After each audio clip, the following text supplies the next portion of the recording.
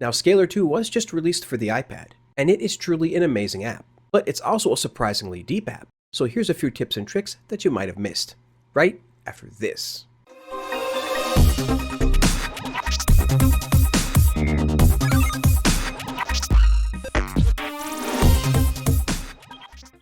Hello and welcome back to the channel, everybody. I am your host, Vortex, from MobileMusicPro.com, your home for mobile music production. And if you are new to the channel, what we do here is release weekly videos teaching people how to produce music on their iOS device. Now, just last week, we released our full Scalar 2 overview video, so if you haven't seen that yet, definitely make sure to check that out as well. But today's video is designed to complement that video, and it's designed to follow up on a few things that we missed or didn't get a chance to dive more into. Plus, there's a few new things that we just learned that we'd also like to include in this video as well. And finally, we just released a brand new episode of our podcast featuring 3 all-new developers, so definitely make sure you get a chance to check that out as well. Alright, and now with that intro aside, let's dive right back into Scalar 2 and check out some of these tips and tricks.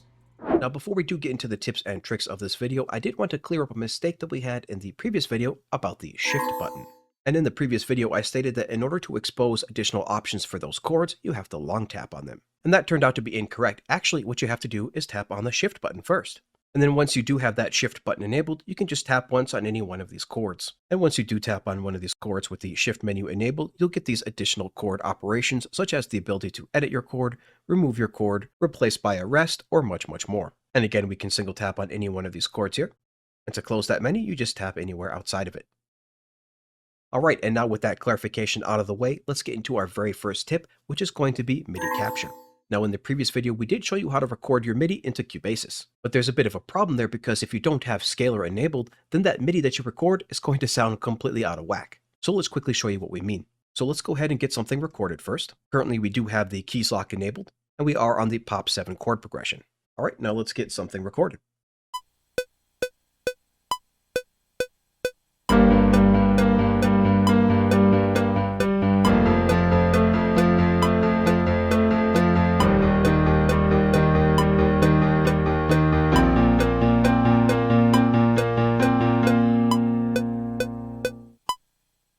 Alright, now let's quickly play that back here.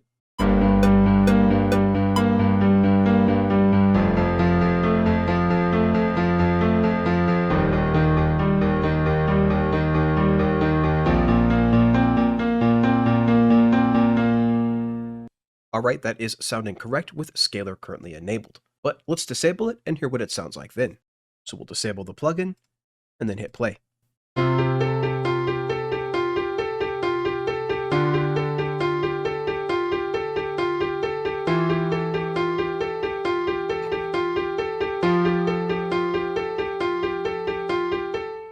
So quite a bit different there from the original composition. Now, how do we fix this? Well, we have to use MIDI Capture. So let's enable the plugin again, and we're going to remove the original MIDI that we just created here. And let's go to the beginning, let's full screen this, and this time we're going to use MIDI Capture. So let's tap on MIDI Capture. And then as you can see, we already have a MIDI file that we created previously, so let's delete that. And let's start a new capture, trying to do that exact same pattern as we just did. So we'll tap on Start a new MIDI Capture. And it says now recording MIDI here, as you can see. So let's begin recording.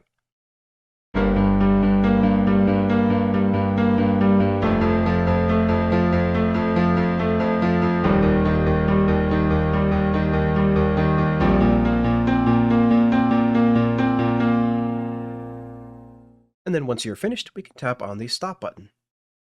Once you tap on that, the MIDI capture window will come back up and it will show you your latest recording. So let's save this recording here so we can use this later. So we'll tap on the export button here. And let's just save this into our MIDI folder and hit save.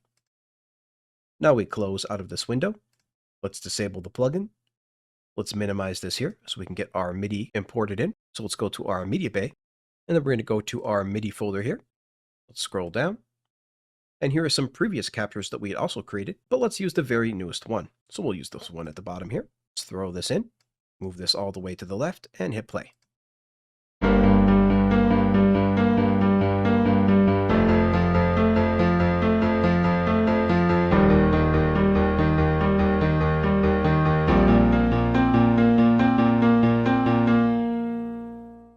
Alright, perfect. Now as you can see, that will record in all of the correct MIDI so that you can then replay that without enabling the scaler plugin. Alright, and now the second tip for today's video is going to be syncing your state. Now in our previous overview video, we didn't really get a chance to dive into this because I didn't fully understand how it worked, but we are definitely going to clarify that now. So what we have is a CUBASIS 3 project pulled up with that same MIDI that we just recorded. Now what we have here is 4 different tracks, which is going to be a piano, strings, bells, and a harp. And all of these are instruments built into the microsonic inside of CUBASIS 3. And what we do have here is an instance of Scalar 2 inside of the MIDI effects on every one of these tracks. But if we were to pull up one of these instances on anything other than the first track, you can see that it is a blank state with nothing currently on it. So this state is for starting completely fresh here, so let's minimize this. And what we're going to do is sync our state from our first track across all 3 of these tracks. So first up, let's go to the first track. We'll bring up our instance of Scalar 2. Make that full screen, and you can see we do have some chords here. So let's sync this state across the rest of those instances of scalar. So we're going to go to the S here in the top left-hand corner, tap on that, and then we're going to tap on sync. And in just a couple seconds, you will see that 3 other instances are connected. Now, originally when I did press sync, nothing happened, because at the time I didn't have any of these options selected. So now let's choose one of these options. You can see you can choose from selected sound, articulation, selected scale, the progression builder, DAW sync, playback loop, and the chord duration. But here we're going to sync the entire state. So let's tap on that. And we're going to just tap the sync button here once. And now that we press that, we can see that we do have these other instances synced. One by one, it will notify you. So let's go and see those instances now. Minimize scalar. Go to the other tracks here. We'll select track 2 first. We'll pull up that Scalar 2 instance. Bring that up. And as you can see, we have the exact same settings here that was in the first instance of Scalar on that first track. So let's copy our MIDI over to make sure that this is working. So let's give it a listen.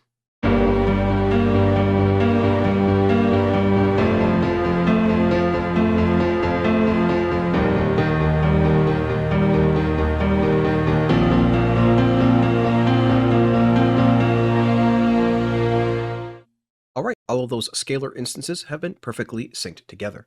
Do be careful though with this feature because by default it will sync with all open instances, meaning that as soon as you tap that sync button, any other instance that it detected will be synced and have their settings changed. Be very careful before hitting that sync button. Alright, and the next tips for this video is going to be global latching and chord duration. Now in the top right hand corner we are going to have an options button, so we're going to tap on that. Now here we're going to find a couple of great settings, including the latch, quantize, and the chord duration. So first, let's enable our global latch. We just tap on that, and then we'll tap on and go back. And just for good measure, I also want to enable the quantize, so that when I do tap these keys, they will be in time. So let's tap on the on there, and go back. Now that we have our latch set, let's go ahead and enable a performance. So we'll just tap on that to enable it. Okay, great. Now to play these chords and keep them playing, all we should have to do is just tap on a key once. So let's show you what we mean. All we should have to do is tap on that first chord and watch it play.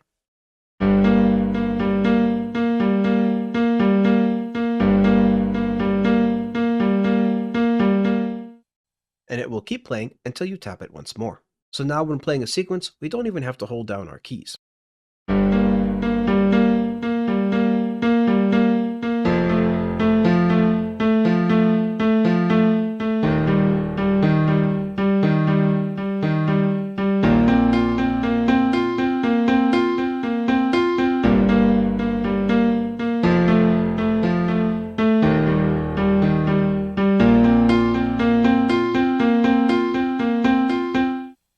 So definitely a super handy feature to have. And now there's one more thing I want to show you before we leave this section, and that is chord duration. So if you do have your chords already pulled up here inside of Scalar, and you tap that play button,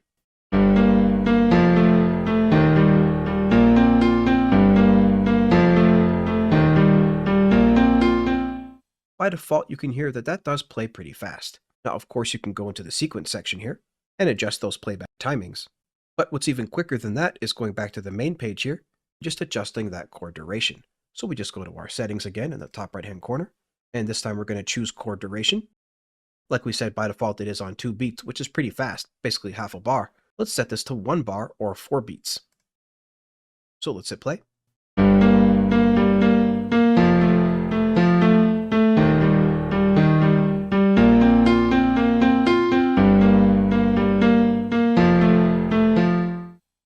right, there we go, sounding much, much better. All right, and the next step we're going to talk about is going to be performance speeds.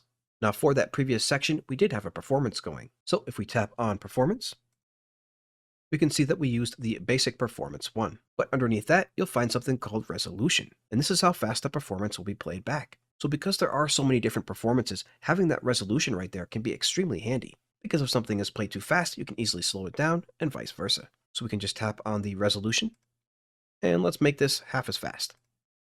And let's hear what that sounds like.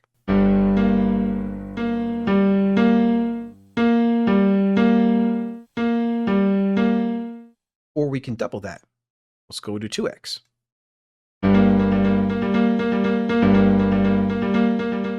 All right, very, very handy. Now, just one more quick note here. If we do go to the performances and go all the way back to all these different performances here, all the way back to the beginning, it is very important to note that all of these different performances are always arranged in order from slowest to fastest. So if we were to tap on any one of these, for example, phrases, you may not know what these words are or even how to pronounce them like myself, but all you do have to know is that they are going to be arranged from slowest to fastest. So all of the performances here in Amor is definitely going to be slower than in the performances of Spirito. And again, this is going to apply through all of these different types of patterns and performances. All right, and the next tip I want to talk about is adjusting the binded keys. Now, what exactly I mean by that is moving the binded keys up and down the keyboard. So to do that, we just go to our 3 dots over here on the left-hand side of the screen. This is at the very top, just to the left of the piano here. We'll tap on that. Here you can see you can move those binded keys up and down the keyboard, and here you can choose how much of the keyboard actually gets displayed. So if we look at these gray keys right here, this is where the keys are actually being binded for those chords, which is currently starting at C2. You can see right here, this is the key here that we are starting those binding on. But we can move these up and down the keyboard. So instead of just starting here, we can start all the way down here if we'd like. So let's go ahead and move this down real quick. We'll just tap on the left arrow here to move this down an octave. All right, perfect. Now that should start on C1 instead of C2, as you can see indicated right here. So when we tap on C2, it's no longer triggering that chord anymore. We can see no longer triggering the chord, but the key all the way to the left will.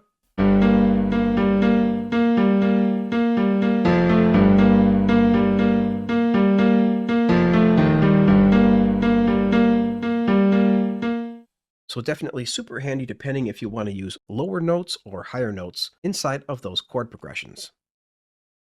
All right, and the next tip we want to mention is the ability to quickly adjust the semitones of your chord progression. And as we mentioned earlier, you can always apply a ton of different adjustments in the sequencer page, including octave inversion and the semitone right here. But there is a quicker way. So if we go back to the main page here, we have our chord progression in the A lane here in the A section. All we have to do is tap on the 3 dots underneath the A, and then right here is our semitones menu that we can go up and down with. So take a look at our chord progression here. You can see it says G minor, F major. So let's just adjust the semitone here up. There you go. You can see it goes to G sharp and F sharp and so on. And of course, we can adjust this as many times as we want, going as high or low as we'd like. So this then becomes a really great way to quickly customize your chord progression and change the mood of it really fast. Now, another great tip we want to share with Scalar 2 is to be able to search by mood.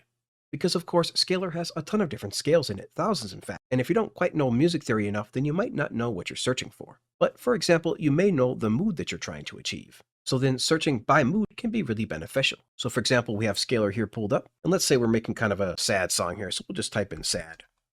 You can see we can get all these different things here that say sad, tragic, and so forth. In fact, let's type in tragic instead. There we go, sad and tragic, a bunch of these different scales here. So even if you don't know music theory, you can see that the G harmonic minor scale is going to be sad, epic, and tragic. So let's search for a couple more here. How about dreamy? All right, nice, a bunch of these scales here. So this definitely will narrow it down from thousands and thousands of scales down to just a few. That's much more easy to choose from. Let's clear this again and let's try hopeful. All right, awesome. Tons of scales here to choose from, really great. You can see that there is a bunch more hopeful than there was of the previous kind, but still a great way to narrow down your scales. Or at the very least, narrow down the number of scales that you can choose from. All right, and the next tip is going to be another quick one, and that is going to be using your chords out of order. Now, what do we mean by that? Well, let's take a look here. Here we have the Pop 7 progression pulled up. And as you can see, it does put the B first, then A, and then G. But you don't actually have to play the chords in that order. And in fact, a great way to customize these progressions, as there are a ton of them in here, is to simply use them in a different order. So let's show you what we mean. So what it wants you to do is something like this.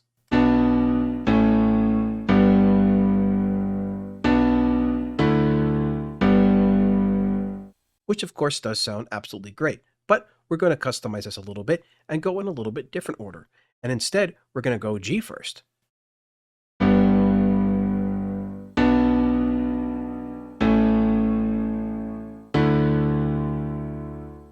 And then one more time.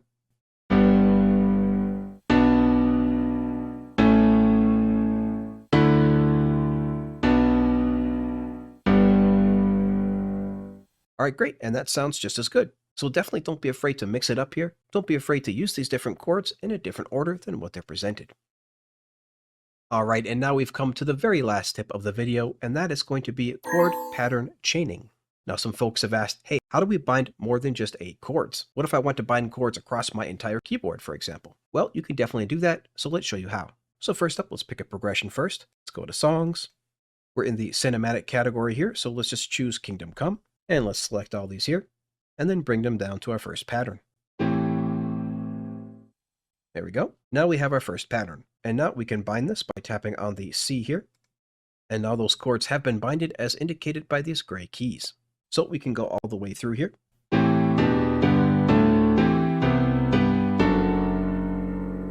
Perfect, but we want to bind more than just those chords. So now what we're going to do is create another pattern. Now we can do this in a number of different ways. We can just click the plus button here and add a new pattern, or we can simply duplicate pattern 1 and then modify that. So let's do that. So we'll just tap on our shift button here at the bottom left-hand corner, and now we can tap on pattern 1, and let's duplicate this. All right, perfect. Now we have 2 patterns, pattern 1 and pattern 2. And of course, we can always rename these by tapping on the shift button and then tapping on them and then tapping on edit. But let's close out of that for now. So now to bind both of these patterns, or even more patterns if you'd like, all you have to do is long tap anywhere and then select them until they all turn blue. And now both of these patterns have been successfully binded. And now if we look at our virtual keyboard up here, you can see that we have all 15 of these keys binded. And of course we can test this out by playing the keys on our keyboard. We should be able to play all the way up the keyboard now instead of just the first 8 keys. So let's try that out.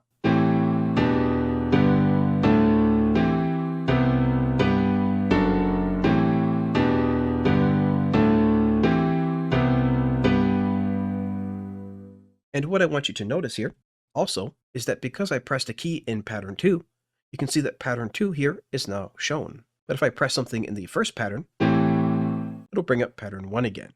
And if we press something in pattern 2, it'll bring up pattern 2. So definitely really handy to show you which pattern that you're on based on the keys that you're pressing. And now that we have all of our patterns chained together, we may want to unchain those at any time. And it's really simple to do that. So to do that, all you have to do is tap on the shift button here, the bottom left-hand corner, and then tap only once on any one of these patterns, and then just simply tap unselect all patterns. And there you go. So just super simple to be able to bind as many keys as you'd like to as many chords as you'd like. All right, and now it's time again for our final thoughts. And if you are still rocking with us, then we just can't thank you enough for being here, especially those folks that are here every single Wednesday and Friday to watch our live streams and our live premieres. Now, just like we stated in our previous overview video, we've really only scratched the surface here, and that is true again even with this video. So if you've got any tips or tricks for Scalar 2 that we haven't mentioned in this video, definitely make sure to leave those in the comments below. Now, we really do hope you find these tips useful, and though most of them were pretty simple, there's still a couple in there that if used correctly can be extremely powerful. And don't forget about our brand new sample pack contest that just started this week. It officially began on Wednesday, July 6th, and is going to go all the way through Wednesday, July 20th. And it does have over $500 worth of prizes up for grabs, so definitely make sure to get your tracks submitted as soon as possible. And as we mentioned at the top of the video, we do have a brand new episode of our Mobile Music Roundtable podcast out. Each month we feature new panelists to discuss topics important to the mobile music community. This month we're featuring developers from the Launchpad app, the Lo-Fi Dirt app, and Polybud to discuss a bunch of topics relating to WWC. And of course, we're always releasing new stuff like podcasts, contests, giveaways, and much more. So if you do want to keep up with everything that we're doing here at the channel, definitely make sure to sign up for our completely free newsletter at MobileMusicPro.com/newsletter. And so until next time, everybody, keep talking music, and we'll see you later. Hey